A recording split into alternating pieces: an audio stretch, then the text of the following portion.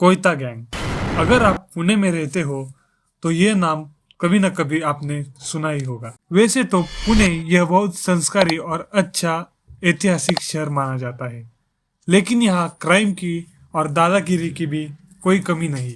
आज बात करेंगे ऐसी ही एक पुणे की गैंग के बारे में, जिसकी पुणे में आज भी दहशत है। पहले तो उनके कोयते रात के अंधेरे में बस दहशत जमाने के लिए घूमते थे, लेकिन अब वह दिन के उजाले में भी घूमने लगे हैं। यह बात है 27 नवंबर की। पुणे के कोल्हेवाड़ी एरिया में कुछ नौजवान एक सोसाइटी में घुसे और एक नौजवान लड़के पे कोयते से वार किए और वही उसने दम तोड़ दिया।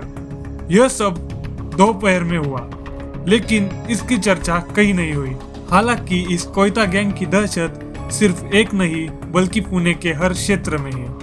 इस कोयता गैंग को रोकने की कई बार कोशिश की गई, लेकिन हर बार एक नया गैंग और नया मुखिया दिखता है और सामान्य नागरिकों के मन में डर पैदा करता है। उसी के बीच एक और परेशानी पुणेकरों के बीच आ पहुंची है, जिसका नाम है चूहा गैंग। यह गैंग भी कई बार पुणे में चर्चा में रहा है।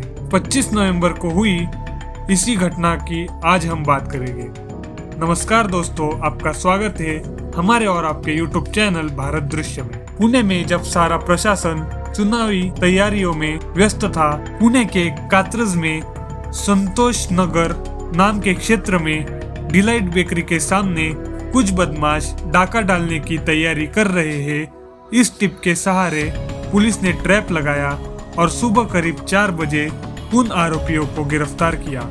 वह आरोपी थे चूहा गैंग के। यह गुनहगार कात्रज के ही स्थानिक है। इससे पहले भी इस गैंग के लोगों को गिरफ्तार किया गया है, लेकिन इस बार यह घटना ज्यादा परेशानी बढ़ाने वाली साबित हुई। इसकी वजह थी आरोपियों के पास मिला हुआ सामान, जिसमें गिरफ्तारी के दौरान पुलिस ने इन अपराधियों के पास से एक देसी पिस्तौल, जिंदा कारतूस, मादक पदार्थ, डिजिटल वजन काटा और कोयोट बरामद किया।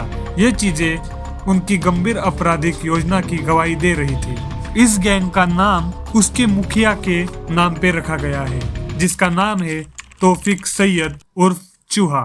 यह चूहा 2017 से ही अपराध की दुनिया में है, ऐसी चर्चा है। तौफीक सैयद पर पहले से ही कई गंभीर मामले दर्ज है। भारतीय विश्वविद्यालय पुलिस स्टेशन में उनके खिलाफ महाराष्ट्र संगठित अपराध नियंत्रण अधिनियम मोक्का के तहत मामला दर्ज है। 2020 में उसे MPDA Maharashtra prevention of dangerous activities अधिनियम के तहत भी गिरफ्तार किया गया था। पुणे की मोक्का स्पेशल कोर्ट ने उसे 2 साल के लिए निलंबित किया गया था, लेकिन इसके बावजूद उसने अपने अपराधों का सिलसिला जारी रखा। तौफीक के खिलाफ दंगा, डकैती और जबरन वसूली जैसे अपराधों के मामले दर्ज है। ऐसे अपराधी का गिरोह बनाकर बड़ी वारदातों को अंजाम देने की कोशिश करना यह दर्शाता है कि वह समाज के लिए कितना बड़ा खतरा है। गिरफ्तार किए गए आरोपियों में तौफीक जमीर सैयद उम्र 28 निवासी संतोष नगर कात्रज, सूरज राजेंद्र जाधव उम्र 35 निवासी करमाला, मार्कस डेविड ईसर उम्र 29 निवासी धनोरी, कुणाल रमेश नाधव उम्र 25 निवासी करमाला और वडगांव शेरी का एक अन्य व्यक्ति शामिल है। हालांकि गिरोह का एक सदस्य पुलिस को चकमा देकर फरार हो गया। पुलिस ने उसके लिए तलाश तेज कर दी है। चूहा गैंग पर 2021 में मोक्का के तहत मामला दर्ज किया गया था। इसकी वजह थी चूहा गैंग का सदस्य साकिब चौधरी और उसके साथीदारों ने एक आदमी जो हमारी गैंग की खबरें पुलिस तक पहुंचाता है ऐसा शक लेकर उस पे कोयते से वार करके हत्या की कोशिश की थी। इसके बाद 2022 में खबर आई चूहा और उसके गैंग मेंबर्स को गिरफ्तार करने की वजह थी कात्रज के सैयर माता डोंगर क्षेत्र में चूहा गैंग डाका डालने की तैयारी में है। यह टिप पुलिस को लगी और कार्यवाही की गई। तभी उनके पास मिला था 2 कोयते, मिर्ची पाउडर, लोहे के रॉड और मोबाइल। लेकिन इस बार मिली हुई चीजें कुछ अलग और काफी खतरनाक थी। खैर, पुणे पुलिस ने इस ऑपरेशन को सफलता के साथ अंजाम देकर यह साबित कर दिया कि भले ही प्रशासन अन्य कार्यों में व्यस्त हो, अपराधियों पर उनकी पेन नजर हमेशा रहती है।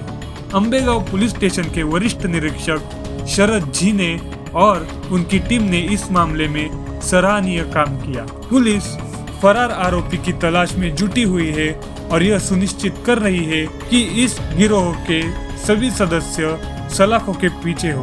पुलिस ने इस कार्यवाही से शहर के नागरिकों को राहत की सांस दी है और यह भी संदेश दिया है कि कोई भी अपराधी कानून से बच नहीं सकता। पुणे पुलिस की सतर्कता और प्रभावी कार्यवाही ने न केवल एक बड़ी डकैती को नाकाम किया, बल्कि यह भी दिखाया कि कानून के हाथ अपराधियों तक पहुंचने में कितने मजबूत हैं। चूहा गैंग की गिरफ्तारी पुणे में कानूनी व्यवस्था बनाए रखने की दिशा में एक बड़ी जीत है। धन्यवाद।